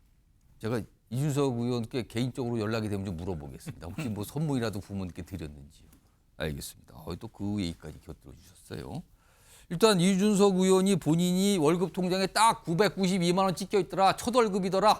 이렇게 설명하면서 이제 시작이 된 건데 국회의원들 월급과 연봉 명세서를 한번 좀 소개해 드릴까요? 이렇게 돼 있답니다. 여기 보시면 990만 원 받았다. 그러면은 대충 보면은 월 평균으로 치면은 이게 이래저래 수당들이 많이 있어요. 수당들이 많은데 이런 거 이게 월급 보고 어떤 달엔 더 나오기도 하거든요. 그거 다 치면은 평균적으로 월 1,300만 원 정도 받는데요. 세해 전후로. 그러면 이거를 연으로 누적하면 1억 5,600만 원, 거의 700만 원 되네요. 1억 5,700만 원쯤 되는데 이런 정도 금액이 나온다는데 저 명세 조금 더 자세히 된 게 좀 있을까요? 세부 내역을 좀 봤으면 좋겠는데요. 여기 보시면 정기랑 교수님 지금 매달 받는 돈 말고 명절 때 되면 뭐 명절 휴가 비용 뭐 이래갖고 한 900만 원 정도 또 추가가 되는 또 명세서에 내용이 있더라고요. 900만 원 정도를 명절 휴가비. 뭡니까? 이거 많은 거 아닙니까 좀? 뭐 생각보다 많죠. 저도 900만 원이에요? 명절 휴가비가? 그게 아마 이제 그 세비 총액의 몇 %를 아마 이제 명절 휴가비로 지급한다 이렇게 돼 있을 거예요. 근데 그 액수가 한 849만 5천 원 정도 되는 걸로 지금 나와 있습니다. 실제 제가 26년 전에 국회 뭐 보좌관으로 활동할 때도 명절 첫해 명절 휴가비가 나오더라고요. 그게 제 기억으로 한 70% 이상 됐던 것 같아요. 그러다 보니까 70%요? 그럼 네. 뭐의 70%입니까? 그 월 평균 월급의 월급의 한 70% 정도를 월급의 70%가 명절 휴가비로 나옵니다. 네, 그래서 이거 웬 떡이냐 이런 싶은 생각이 들더라고요. 이래서 아마 국회의원들이 명절 때는 뭐 지역에도 내려가야 되고 지역구도 있으니까 아마 이 돈의 씀씀이가 커질 수 있다. 이렇게 해서 만들어놓은지는 모르겠습니다만 저는 국민적 어떤 동의를 구하기는 좀 어렵다. 오히려 국회의원들이 하나의 수당들을 굉장히 많이 설치해놨습니다. 곳곳에. 자, 급여가 많다는 얘기를 들으니까 다양한 수당들을 만들어 놓은 거예요. 그래서 명절 휴가비도 만들어 놓지, 정군 수당도 만들어 놓지 해가지고 결국은 많은 월급의 보조 수단으로 작동하고 있다. 그러면서 월급이 얼마 얘기할 때는 그 월급 딱 그것만 얘기하는 그것만 거예요? 얘기하는 수당 거죠. 얘기 안 하고. 그렇습니다. 그리고 또 나아가서 아까 우리 그 김철현 교수도 얘기했습니다만 그 보이지 않는 주유비라든지 자 인턴 포함해서 10명의 보좌진 비서를 쓰고 있다든지 하는 다양한 특권들이 숨어 있습니다. 자, 그런데 우리가 이런 세비를 받는 만큼 일하는 국회의원을 우리가 원하는 것이지 당신들 돈 많이 받으니까 돈 적게 받아라 이렇게 국민들이 얘기하지는 않거든요. 그 액수에 대한 거부감도 있지만 오히려 이렇게 많은 특권을 누리는 국회의원들인 만큼 좀 제발 제대로 일 좀 해라. 그리고 정말 효율적인 어떤 정치, 국회의원의 모습 이걸 보여달라고 하는 것이지 그 액수에 국민들이 뭐 문제 제기하거나 저는 그런 것은 아니라고 보여집니다. 그러니까 뭐 일각에서야 뭐 액수에 대해서 얘기하지만 많은 분들은 아니 일을 많이 하면 그만큼 받아도 됩니다. 근데 일하는 거 맞습니까?라고 얘기를 하고 있거든요. 그리고요 올해 초에 한동훈 지금 국민의힘 대표와 이준석 전 지금 의원 간의 세비를 놓고 그러니까 국회의원들이 받는 이 월급 원래 공식 명칭은 세비예요. 근데 통상적으로 월급이라고 표현하는데 이 세비를 놓고 공방을 좀 벌인 적이 있습니다. 그 관련 목소리 좀 들어보시죠. 우리 국민들 중위소득에 해당하는 정도의 액수를 세비로 받는 것이 어떨까 하는 굉장히 감정적인 이야기다. 저는 뭐 법무부 장관이 솔선수범한다면 검토해 보겠습니다. 그냥 그건 싫으면 시집가 이런 얘기 같은데요. 그냥 논리적으로 앞뒤 맞는 얘기가 아닌 것 같습니다. 저희 연령대 대부분의 사람들은 싫으면 시집가라는 말이 무슨 말인지 잘 모릅니다. 돈을 깎아야 된다 이런 거 얘기하는 거는 그냥 반정치 정서거든요. 아니 뭐 3,400만 할 게 뭡니까? 공짜로 해버리죠 그러면요. 한동훈 대표가 지금까지는 사실 이미지 정치를 해온 게 사실이거든요. 그리고 그 이미지 정치로 매우 중요한 선거에 장수로 나섰다가 대패한 것도 사실이거든요. 네. 그럼 이제부터는 실질적인 정치를 어떻게 하냐의 문제거든요. 더 이상 이제 뭐 던킨 도너츠 들고 무슨 뭐 닭 들고 사진 찍고 뭐 이런 거 갖고 안 되는 상황이거든요. 김주호 전 부대변인.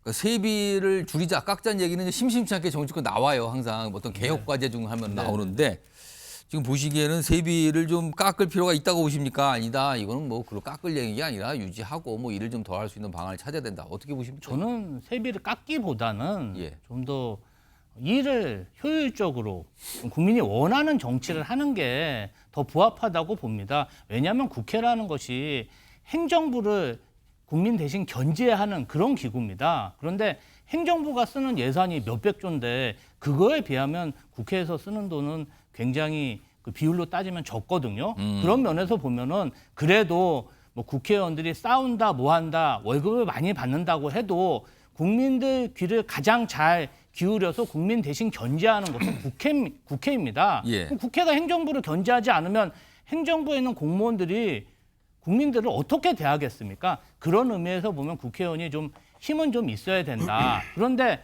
이제 정치권에서나 언론에서 시시때때로 이런 뭐 국회의원의 권한을 줄여야 된다. 이런 것들이 하나의 견제죠. 언론은 국회의원을 견제하고 국회의원은 행정부를 견제하고 이러면서 뭐 상권 분립으로 서로 견제 어떤 그 정치에 있어서 효율성을 추구한 거 아니겠습니까? 그래서 저는 제 개인적인 생각으로는 또 국회의원들 중에서 후원금을 많이 받고 경제 사정이 좋은 분도 계신데 굉장히 경제 사정이 안 좋은 분도 계십니다. 그런 면에서 보면은 현재 급여 수준 좀 유지가 되는 게 좋겠다 이렇게 생각합니다. 그러니까 뭐 견제는 받을 수 있지만 저 세비 가지고 지금 깎는 건 그렇지 않습니까? 약간 이런 반응이시네요. 조혁신 변호사는 어떻게 보세요? 글쎄요, 이준석 의원은 저때 이미 자기가 국회의원이 될 줄 알았나 봐요. 2월에? 네네. 저 그러니까 얘기했을 때. 저렇게 깎인다라고 뭐 이야기 나오니까 발끈하지 않습니까? 그런데 길 막고 국민들한테 한번 물어봤으면 좋겠어요. 지금 같은 상황에서 국회의원들한테 연봉을 1억 5천 주는 게 좋겠습니까? 연봉 5천만 원만 주는 게 좋겠습니까? 그 여론조사하면 금방 나올 걸요. 한번 해봤으면 좋겠다 그 생각이 들고요. 저는 제가 알고 있기로는 그 김철현 교수님과 다르게 국회의원 한 차관급 정도로 알고 있거든요. 차관급? 상임위원장 정도 돼야 장관급 아닌가. 그런데 상임위원장 되면 좀 더 받나요? 뭐 이것 아니 그 예우가. 예우가. 그런데 제가 요번에 보면서 깜짝 놀란 게 그럼에도 불구하고 국회의원이 장관보다 연봉이 높더라고요. 그러니까 국회의원 연봉이 부총리 다음에 국회의원 다음에 장관이에요. 그 수준 그 금액이 그렇게 되더라고요. 왜 그런가? 공무원 중에 스스로 자신의 월급을 정하는, 스스로 자신의 연봉을 정하는 유일한 공무원이 있는데 그게 국회의원이거든요. 입법으로 정하는 겁니까? 자기가 그냥 법으로 규정을 해가지고 자기들이 올리는 거예요. 통과시키면 되는 겁니까? 그렇죠. 대통령 연봉 정할 때 국회에서 그거 뭐 허락해주지 않으면 그게 되겠습니까? 근데 국회의원들은 자기들끼리 이렇게 올리는 거예요. 그런데 이준석 의원은 굉장히 착각하고 있어요. 이준석 의원이 밥값을 하고 있는지 여부는 이준석 의원이 주장하는 게 아니에요. 그거는 유권자들이 이준석은 밥값 하네. 아니면 이준석 밥값 못하네. 이거는 일반 국민들 유권자들이 판단하는 거지. 나 일 많이 했다. 나 밥값 했다. 이렇게 이야기할 건 아니고요. 앞으로 밥값을 잘 하는 것으로 유권자들한테 인정받아서 뭐 재선도 하고 삼선도 하고 그럴 수 있었으면 좋겠습니다. 방금 전에 봤던 그 국회의원 월급, 연봉, 명세표 다시 한번 좀 불러올까요? 아까 소개해드렸는데 여기 보시면 뭐가 많죠? 수당이 많아요. 일단 자 연액으로는 1억 5,700만 원쯤 되고요. 그 후에 명세서 자세히 좀 크게 좀 하나씩 천천히 좀 내려줘 보세요. 수당부터 보시면 일반 수당, 관리 업무 수당, 정액 수당 등 뭐 정군 수당, 명절 휴가비가 저기 있네요. 840만 원.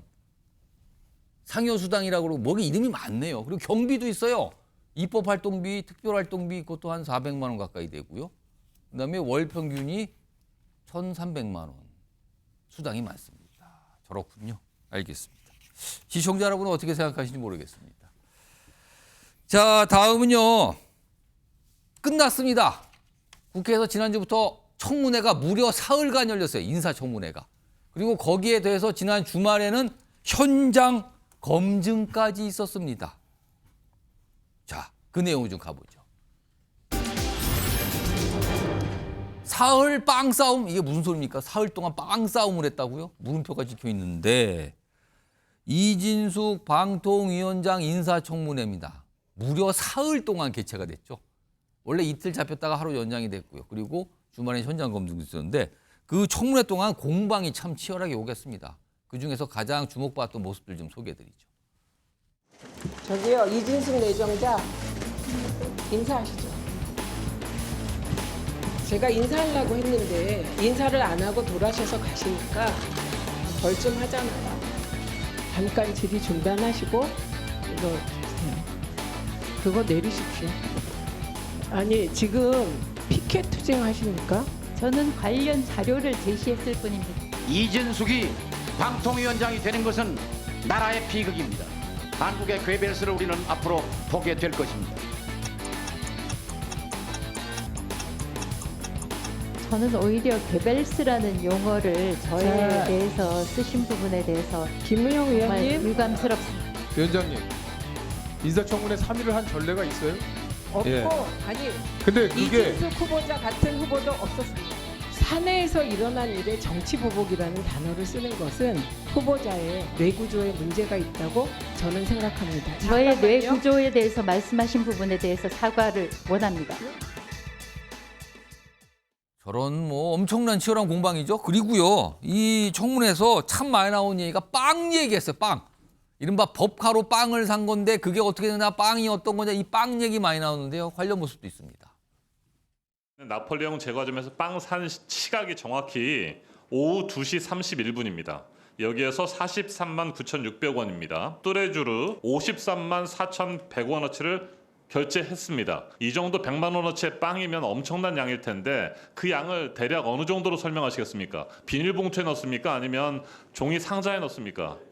그 97만 원어치 빵을 사들고 가셨어요. 빵을 돌리고 인사 나누는데 얼마 정도 걸렸을까요? 가셔서 어느 정도 체류하셨어요? 기억이 나지 않습니다. 전혀 안 나요? 예. 빵 돌린 것만 기억이 나고? 예. 빵 셔틀을 6%한테 주신 거죠, 그러니까. 예, 그렇죠. 그러면 5시에 지금 빵을 줬다는데 청소부 하는 분한테 그분들은 퇴근 안 하고 그러면은 사장님 얼굴 보러 기다립니까?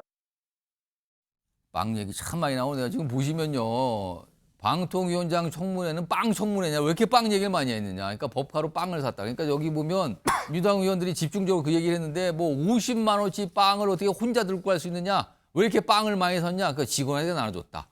아니, 재가정 적립 포인트가 무슨 개인정보냐, 근데 개인정보라 제출 불가하다. 빵집서 법인카드 사용하고 개인 포인트 적립했다면 업무상 배임 아니냐, 그러면서 막 공방이 벌어졌던 거예요. 그리고요, 지난 27일에는요, 민주당 의원들이 이 대전에 가서 현장 조사를 벌여서 그 빵집을 또 방문하기도 해서 또 빵을 샀어요. 근데 뭐 50만 원치 되면은 빵이 얼마인지 보려고 했는데 뭐 빵이 다 없어서 뭐 22원어치만 샀다 이렇게 나오는데, 이런 거예요. 대전 MBC 방문하고요, 뭐 카드 사용 이런 거 내용 확인하러 갔다 그러고 근처에 있는 빵을 샀는데 그렇게 쓸어 담아서 결제했는데 24만 원이다. 당시 53만 원치 샀고 6년간 물가 오른 점 감안하면 분량이 2배 이상 될 텐데 어떻게 된 겁니까? 막 이런 현장 검증까지 했다고 합니다. 정기랑 교수님, 지금 방통위 현안도 참 많고요. 정책 내용도 많은데 이거 4일 동안의 청문회에서 빵 얘기가 이렇게 많이 나온 거, 이거 어떻게 보십니까? 그러니까 좀 배가 산으로 가는 격입니다. 우리가 방송사법을 지금 야당이 추진하고 있는데 원래 취지가 명분이 뭡니까?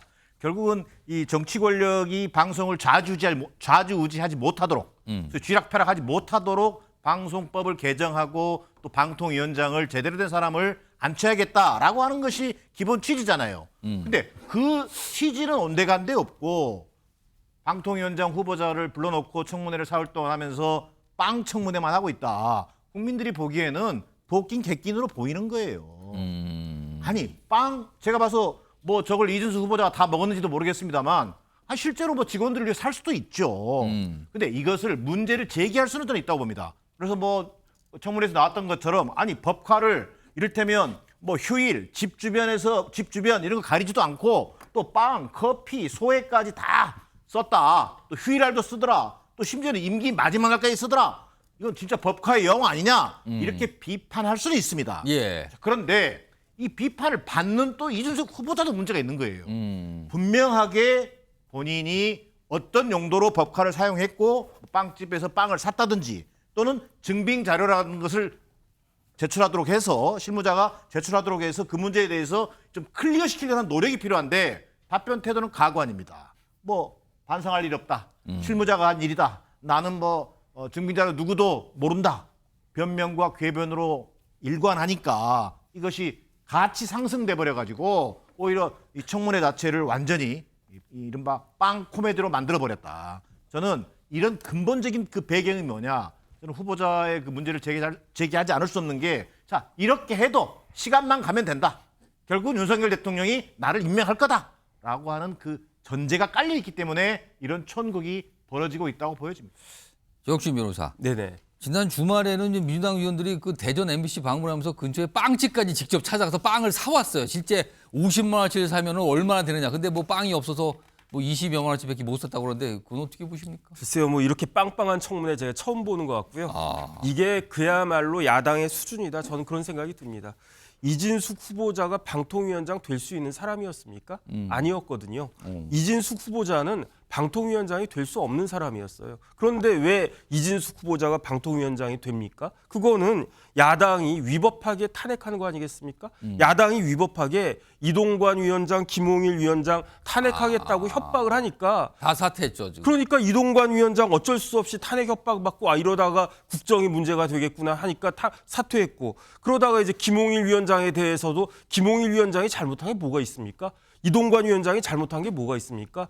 노무현 전 대통령 탄핵 소추 당했었잖아요. 그때 뭐가 밝혀졌었냐면 노무현 전 대통령이 위법하게 불법 정치자금 받은 게 헌법재판소에서 인정됐다고요. 하지만 탄핵 결정이 안 나온 게 그것은 노무현 전 대통령이 대통령 당선되기 전의 일이니까 이거 가지고 탄핵할 수 없다. 이렇게 되지 않았습니까?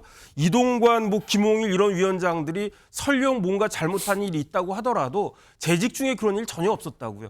그런데 지금 또 뭐라고 그럽니까? 이진숙 후보 방통위원장 되면 지금부터 탄핵한다고 그러잖아요. 그러니까 탄핵이 위법하다라고 하는 걸 야당이 자인하는 것이 아닌가. 결국 지금 야당에서 핵심은 방통위가 아니잖아요.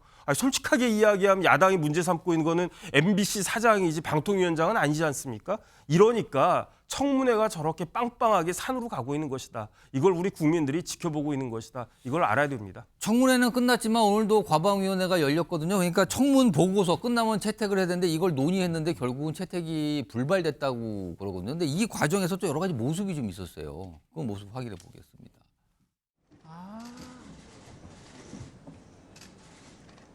국회의원의 어떤 면책 특권을 남용한 한 인간에 대한 심각한 인신공격, 명예훼손, 집단공격, 인민재판이 아닌가 이런 생각이 듭니다. 전체주의 국가에서 생활하시다 보니 민주주의적 원칙이 안 보이십니까? 인민재판이라는 표현을 여기서 쓰는 게 말이 됩니까? 여기가 대한민국 국회입니다. 인민재판이라는 표현이 말이 됩니까? 최민희 과방위원장은 청문회 전부터 후보자 낙마를 공언하더니 후보자에게 저와 싸우려 하면 안 된다는 협박으로 청문회를 시작했습니다. 심지어 후보자의 내 구조가 이상하다는 막말도 서슴지 않았습니다. 최민희 위원장이 그렇게 중요하게 생각하는 과방위의 권위를 세우기 위해서라도 국민의힘은 최민희 과방위원장에 대해 국회 윤리위 제소를 추진하겠습니다. 자, 오늘 상황에 대한, 그러니까 뭔가 갑자기 무슨 인민재판, 전체주의 국가 이런 얘기가 나왔잖아요. 그러면서 약간 설전이 벌어졌는데 화면 좀 보겠습니다. 반응들이 또 나왔네요. 여기 보면 박중건 의원은 최민희 위원장님 그러면서 이거에 대해서 본인의 약간 이의 제기 그런 거, 이런 걸 좀 하는 거죠. 지금 하신 말이야말로 인신공격 아니냐고 그러고, 그다음에 이재명 전 대표가 증거가 없으니 인민재판 이런 반응도 나오고 이거 갖고 좀 시작이 된대요 또 공방들이요. 자, 일단 김철원 교수님, 그다음에 김주호 전 부대변인 이 순서로 이거 어떻게 들으셨습니까? 일단 이제 청문회 끝났거든요. 이제는 남은 건 언제 임명되냐는 건데 이 인사청문회안이 8일 날 국회에 제출됐거든요. 그렇기 때문에 인사청문회법에 따르면 20일 이내에 결정을 해야 되거든요. 근데 오늘 지금 민주당하고 지금 과방에서 결정을 못했기 때문에 아마 제가 볼 때 내일 대통령께서 다시 하루 정도의 날짜를 주고 인사청문회를 결정해달라고 할 것 같아요. 안 그러면 제가 볼 때 7월 31일 모레 정도에는 대통령이 이제 임명을 강행할 수 있는 상황이거든요. 왜냐하면 지금 방송통신위원회가 한 분도 없기 때문에 지금 완전 마비된 상태거든요. 그러니까 하루도 더 늦출 수 없는 상황이기 때문에 아마 예정대로 지금 현재 민주당에서 결정적 한 방도 없었거든요. 그렇기 때문에 아마 예정대로 내일이나 모레 정도에는 임명이 강행되지 않을까. 또 하나 부위원장 대통령께서 추천하는 그 부위원장도 함께 임명이 강행되지 않을까 이렇게 보입니다. 김주호 전 부대변인. 그러니까 이게 약간 이 인사청문회 이후에 엉뚱하게 막 가고 있는 것 같아요. 공방들이 지금요. 이게 윤석열 정부 들어 방통위가 기형적, 편파적으로 운영되다 보니까 공영방송이 매각되고 정치 편향적 인사가 임원진으로 들어가고 그러고 나서 보수 정말 극우 유튜버들이 진행자로 발탁되고 이런 일들이 많다 보니까 뭔가 야당으로서는 견제해야 될 그런 동기가 많고요. 지난 총선에서 그 정부 여당이 대패했음에도 불구하고 이런 국정 기조를 계속 진행하고 있다. 이러면 어떻게 야당에 가만히 있을 수 있겠습니까? 여기다가 지금 뭐 극우 인사로 평가받는 이진숙 방통위원장까지 후보 임명에 대해서 제청되다 보니까 야당으로서는 좀 과하게 견제를 한다 이런 비판이 있을 수 있는데요. 사실 저도 지난 총선 끝나자마자 4년 전에 경기도청에서 업무 추진비 8만 7천 원 쓴 것 때문에 검찰에서 5시간 조사받았습니다. 경기도 같은 경우는 경기도 비서실 같은 경우는 거기서 쓴 식당 140군데가 검찰 압수수색도 받고 뭐 기소에 여러 가지 탄압을 받고 있는데요. 예. 정부 여당이 좀 대국적으로 정치를 하셨으면 좋겠습니다. 알겠습니다. 오늘도 뭐 엉뚱한 곳에서 저도 공방이 벌어졌더군요. 아까 무슨 뭐 전체주의, 민재파 뭐 이런 것까지 해서 이렇게 언쟁이 있었습니다. 자, 다음 마지막 주제인데요. 민주당과 관련돼 있는 건데 지난 주말 동안에 이 현장에서 나왔던 어떤 바람 때문에 막 발칵하는 모습들이 있었어요. 그 주제 좀 가보죠. 당이 점령했다, 당을 점령했다 이런 얘기를 하셨는데 지금 사진 보니까 어떤 분인가요? 지금 김두관 후보인가요? 지금 이런 얘기인데 지난 27일 주말 동안이죠. 지금 지역을 순회하면서 당대표 그리고 최고위원들 경선 과정을 벌이고 있거든요. 주말마다 이제 표결도 이루어지고 있고 뭐 이런데 그때 김두관 후보가 지난 주말에 한 얘기가 있어요. 그 현장에서 들어보시죠. 당내 소수 강경 개딸들이 우리 민주당을 점령을 했습니다. 들어보세요. 이렇게 해가지고 차기 대선 지방선거 이길 수 있다고 생각합니까? 냉정하게 돌아봐야 합니다. 저렇게 저 얘기 뭐 민주당이 점령당했다 뭐 이러니까 막 고함 막 항의 막 이런 게 나오죠. 뭐 그렇다 그래요. 현장이 저런 모습인데 이 얘기가 나온 뒤에 이제 막 공방이 벌어지고 있는 거예요. 당내에서. 화면 보겠습니다. 여기 보면 김두관 후보가 먼저 당내 소수 강경 개딸들이 당 점령했다. 그러면서 이게 그러니까 정봉주 후보가 아니 그리고 김두관 후보가 이런 얘기 됐어요. 지금 유신체제 박정희 독재와 무슨 차이가 있습니까? 그러자 아니 유신체제 옹호하는 겁니까? 지금 매도하는 겁니까? 모욕감 느낀다 이런 반응. 그리고 김병주 후보는 열성당은 모독하는 잘못된 표현이다 이렇게 또 반발하는 모습인데 목소리 좀 들어보시죠. 우리 당이 개딸에게 점령됐다. 분명 잘못된 겁니다. 잘못된 표현입니다. 우리 열성당원들을 모독하는 것입니다. 우리 존경하는 정봉주 최고위원 후보께서 저보고 사과하라고 이야기를 하시더라고요. 그 정도 반대 목소리도 수용 못하는 더불어민주당이 아니지 않습니까? 옛날에 북한하고 대결해야 하니까 유신체제를 유지해야 된다는 거 뭐가 다릅니까? 우리 안에 차이가 아무리 건들 우리가 싸워 이겨야 될 그들과의 차이만큼 크겠습니까? 총구는 밖으로 향합시다 여러분. 지난 주말 때 저런 모습이 있었군요. 역진 변호사 어떻게 보셨습니까? 지금? 글쎄요. 저는 김두관 후보의 이야기하고 그다음에 정봉주, 김병주 후보의 이야기가 누구 말이 맞는가? 제3자들, 그러니까 민주당 소속 개딸 소속들 말고 제3자들한테 물어보면은 누구 말이 맞는가? 한번 그 여론조사해봤으면 좋겠다는 생각이 들고요. 시간이 지나면 누구 말이 맞았는지 드러날 것이다. 저는 그런 생각이 들고 민주주의라는 건 무엇입니까? 생각이 달라도 그 다른 생각을 말할 수 있는 자유를 보장해주는 체제가 민주주의잖아요. 그런데 민주라고 하는 말을 쓰는 민주당에서 저런 일들이 벌어지고 있다라고 하는 것 자체가 논리적인 모순이고 아이러니다. 저는 그런 생각합니다. 김주호 전 부대변인 어떻게 보셨어요? 아니 저는 그 국민 정치인들이 정치를 할 때 내가 표를 못 받았다고 해서 국민들을 비난하지는 않잖아요.